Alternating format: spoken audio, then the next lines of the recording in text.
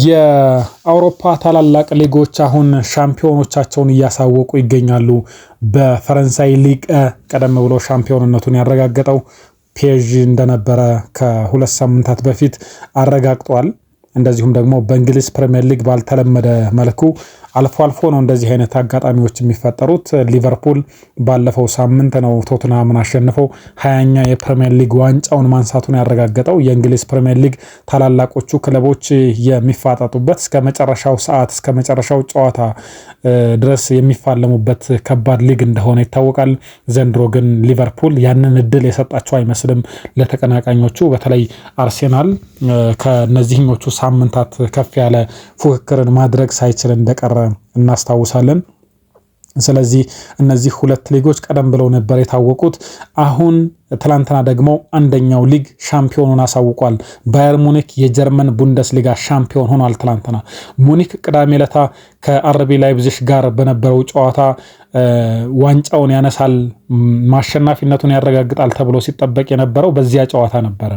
ግን ላይፕዚግ በቤንጃሚን ሼሽኮና ሉካስ ክሎስተርማን 2-0 መራቸውና የሙኒክ የሻምፒዮንነት ጉዞ የሚቀጥለው ጨዋታን መጠበቅ ግድ የሚለው ይመስል ነበረ። ከዚያ ሙኒኮች በሁለተኛው አጋማሽ 2-0 ከመምራት 3-2 ወደ መምራት ተሸጋገሩ።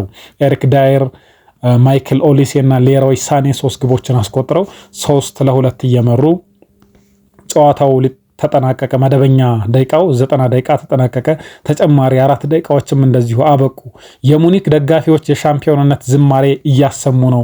ተጫዋቾቹና አሰልጣኞቹ ደግሞ ከመቀመጫቸው ተነስተው እየተጠባበቁ ነው። በደስታ ወደ ሜዳ በመግባት ደስታቸውን ሊገልጹ እየተጠባበቁ ባለበት ቅጽበት የላይፕዚግ አጥቂ ዩሱፍ ፖልሰን 95ኛ ደቂቃ ላይ ግብ አስቆጠረባቸውና በሽርፍራፊ ሰከንዶች ትላልቅ የስሜት መቀየሮችን ተመለከትን።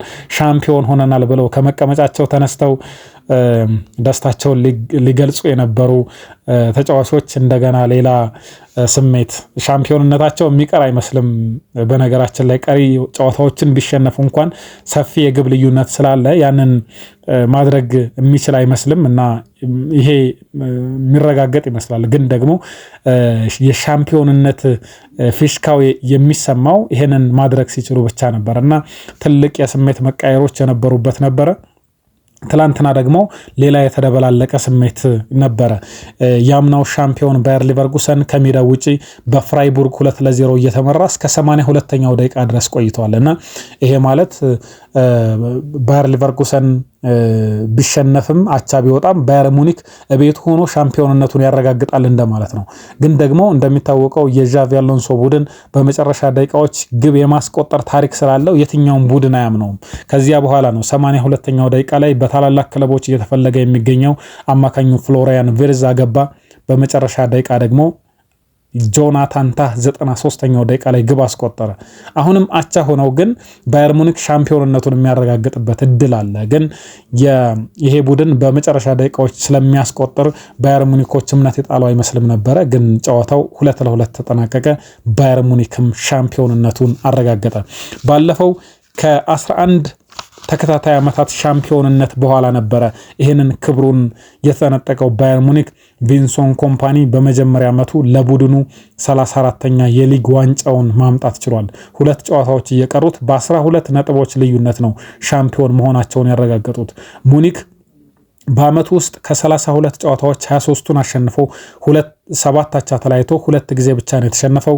ሙኒክ ባለፈው ዓመት እንደምታስታውሱት ቶማስ ቱኸልን አሰናብቶ በርንሌይን ከፕሪሚየር ሊጉ ያወረደውን አሰልጣኝ ቪንሶን ኮምፓኒን ሲቀጥር ትልቅ መነጋገሪያ አጀንዳ ሆኖ ነበር። ያኔ ለምን ቪንሶን ኮምፓኒን ቀጠራችሁ ሲባል የሙኒኮች መልስ የነበረው ፔፕ ጓርዲዮላን የቀድሞው የቪንሶን ኮምፓኒን አሰልጣኝ እና የነሱ አሰልጣኝ የነበረውን ፔፕ ጓርዲዮላን አማክረው ይሄንን ውሳኔ እንደወሰኑ መናገራቸውን እናስታውሳለን። ይሄ ቤልጂየማዊ አሁን 2ኛ የሊግ ዋንጫውን ማንሳት ችሏል። አንደኛው በ2023 በሻምፒዮንሺፕ በርንሌይን ይዞ እየተወዳደረ ሻምፒዮን ሆኖ ወደ ፕሪሚየር ሊጉ ማደጉን እናስታውሳለን።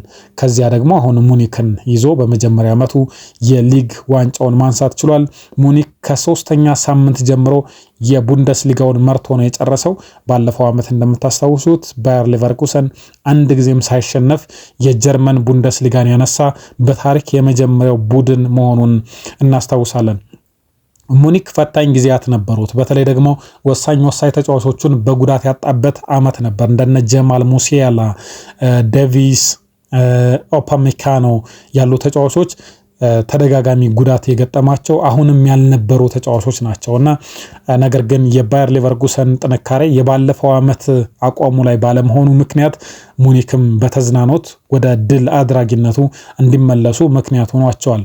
ከሙኒክ ሻምፒዮንነት ይልቅ ግን የሁለት ተጫዋቾች ጉዳይ በትልቁ ጎልቶ እየተነሳ ይገኛል። ምክንያቱም ባየር ሙኒክ የጀርመን ቡንደስሊጋን ለ11 ተከታታይ ዓመታት ያነሳ እና አሁንም ሻምፒዮን መሆኑ ያን ያክል የሚያስገርም አይደለም። የበለጠ የሚያስገርም የነበረው ባለፈው ዓመት ባየር ሙኒክ በባየር ሊቨርኩሰን ዋንጫውን ሲነጠቅ ወይም ደግሞ እንደነ ቦሩሺያ ዶርትሙንድ ከዚያ በፊት የነበራቸው እስከ መጨረሻ ደቂቃ ዶርትሙንድ ውጤቱን በራሱ መወሰን ያልቻለበትን ጊዜ እናስታውሳለን። በቅርብ ጊዜያት እንደ በፊቱ በ5-6 ጨዋታዎች እየቀሩት የሚያረጋግጥ አይነት ቡድን አልሆነም። ትላልቅ ተፎካካሪዎች አሉት ግን ዋንጫውን ማጣቱ የበለጠ ትልቅ ዜና ይሆናል። ልክ ፔዥ በፈረንሳይ ሊቀ ዋንጫውን ቢነጠቅ ትልቅ ዜና ሊሆን የሚችለው የፔዥ መሸነፍ ሊሆን ይችላል።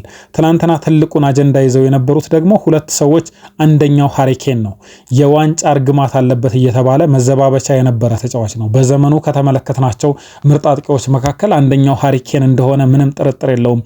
በእንግሊዝ ፕሪሚየር ሊግ ቶተንሃም ላይ በነበረባቸው ዓመታት በተደጋጋሚ ጊዜ የፕሪሚየር ሊጉ ከፍተኛ ግብ አስቆጣሪ ሆኖ የጨረሰ በፕሪሚየር ሊጉ ታሪክ ሁለተኛው ከፍተኛ ግብ አስቆጣሪ የሆነ ከተመለሰ በኋላም ያለን ሽረር ሪከርድን ለመስበር ይመለሳል ተብሎ ግምት የሚሰጠው ተጫዋች ነው።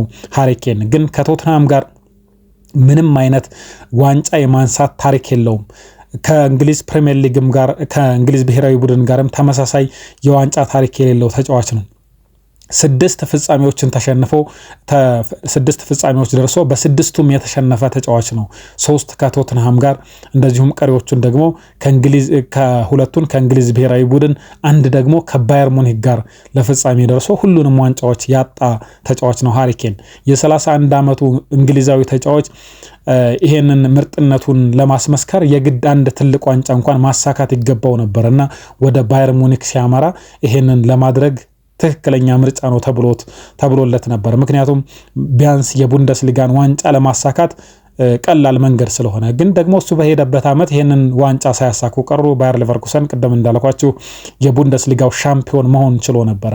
ሃሪኬን ግን ትላንትና ሻምፒዮን መሆኑን አረጋግጧል። ቅዳሜ ዕለት በነበረው የአርቢ ላይፕዚግ ጨዋታ በቅጣት ምክንያት አልነበረምና እንደውም መዘግየቱ ለሱ እንደ ጥሩ አጋጣሚ ይመስል ነበር። ትላንትና ባየር ሊቨርኩሰን ቢያሸንፍ ኖሮ በሚቀጥለው ሳምንት በሜዳቸው የሚያደርጉትን ጨዋታ አሸንፈው ዋንጫውን ምናልባት ግብ ማስቆጥሮ ደስታውን የበለጠ ለመግለጽ ሜዳ ላይ እድል ይፈጥርለት ነበረ። ግን ደግሞ በቤታቸው ሆነው ደስታውን ለመጋራት ተገደዋል። በዚህ ዓመት 24 ግቦችን አስቆጥሮ 7 ለግብ የሚሆኑ ኳሶችን ማመቻቸት ችሏል። በየዓመቱ ከግብ አስቆጣሪነቱ የሚያወርደው ምንም ምክንያት እንደሌለ ሃሪኬን አስመስክሯል እና በጀርመን ቡንደስሊጋ ሌላ ታሪክ የጻፈ እንግሊዛዊ ሆኗል። ከኬቨን ኪጋን እና ከኦውን ሃርግሬቭስ ቀጥሎ የጀርመን ቡንደስሊጋን ያሸነፈ ሶስተኛው እንግሊዛዊ ተጫዋች መሆን ችሏል። ሃሪኬን በመጨረሻም ከዋንጫ ጥሉ ጋር የታረቀበት ሆኗል። ሌላኛው ተጫዋች ቶማስ ሙለር ነው። የ15 ዓመታት የሙኒክ ቆይታውን በትላልቅ ዋንጫዎች የሚቋጭበት ዓመት ሆኗል። ከ10 ምናምን ዓመት ቆይታው ጀምሮ ለሙኒክ ብቻ ነው የተጫወተው። በ10 ዓመቱ ጀምሮ ነው ለሙኒክ የተጫወተው። 500 በላይ በሊጉ ጨዋታዎችን አድርጓል። 32 ዋንጫዎችን ማሸነፍ ችሏል። ሙለር 13ቱ የፕሪሚየር ሊግ ዋንጫዎች ናቸው። ከሪያን ጊግስ ቀጥሎ በአንድ ቡድን 13 የሊግ ዋንጫዎችን ያሸነፈ ሁለተኛው ተጫዋች ሆኗል። በ5ቱ የአውሮፓ ታላላቅ ሊጎች ያደረጉት ይህንን ሪያን ጊግስ እና ቶማስ ሙለር ብቻ ናቸው። በሙኒክ ሁሉንም ውድድሮች ላይ 749 ጨዋታዎችን ማድረግ ችሏል። በክለቡ ታሪክ የመጀመሪያው ተጫዋችም ያደርገዋል። 248 ግቦችንና 234 የግብ ኳሶችን ያስመዘገበ ተጫዋች ነው ቶማስ ሙለር። አሁን 35 ዓመቱ ላይ ይገኛል። በሙኒክ ቢያንስ አንድ ተጨማሪ ዓመት መቆየት ይፈልግ ነበረ። ክለቡ ግን ፍላጎቱ አልሆነምና በውድድር ዓመቱ መጨረሻ ለመለያየት ተስማምተዋል። አሁን የማሳየውን ብቃት እየተቀየርኩኝ የምፈጥረውን ተጽዕኖ በድጋሚ ለሚወዱ ደጋፊዎች ማሳየት እፈልጋለሁ ብሎ ተናግሮ ነበረ። ግን ደግሞ በድርድሩ ክለቡ ጋር ተስማምተን ከመለያየት ውጭ አማራጭ የለም ብሏል። ሳይወድ በግድ የተለያየበት ሆኗል። ሙለር በሙኒክ ብቻ ሳይሆን በጀርመን ቡንደስሊጋ ታሪክ የከበረ ስም ካላቸው ያሸበረቀ ስኬት ከያዙ ተጫዋቾች መካከል ሆኖ ሁሌም የሚታወስበትን ገድል መፈጸም የቻለ ተጫዋች ነው። የኬንና የሙለር ጉዳይ ከሻምፒዮኑ ከክለቡ በላይ እየተወራ ይገኛል። ሙኒክ 76 ነጥቦችን ይዞ ነው የጨረሰው። ሊቨርኩሰን ደግሞ በ12 ነጥቦች አንሶ 68 ነጥቦችን በማስመዝገብ ሁለተኛ ደረጃን ይዞ ማጠናቀቅ ችሏል። ቀሪ 2 ጨዋታዎች አሉ። በሳምንቱ መጨረሻ ባየር ሙኒክ በሜዳው አሊያንዝ አሬና ከቦሩሺያ ሞንቼግላድባ ጋር በሚያደርገው ጨዋታ ከበርካታ ደጋፊዎቹ ጋር ደስታቸውን ያጣጥማሉ። ሻምፒዮንነታቸውን በደንብ ያጣጥሙታል ተብሎ ነው የሚጠበቀው። ከ11 ተከታታይ ዓመታት ድል በኋላ የተነጠቁትን ሻምፒዮንነት ከአንድ ዓመት በኋላ በድጋሚ ያገኙታል። ባየር ሙኒክ የጀርመን ሻምፒዮን ሆኗል።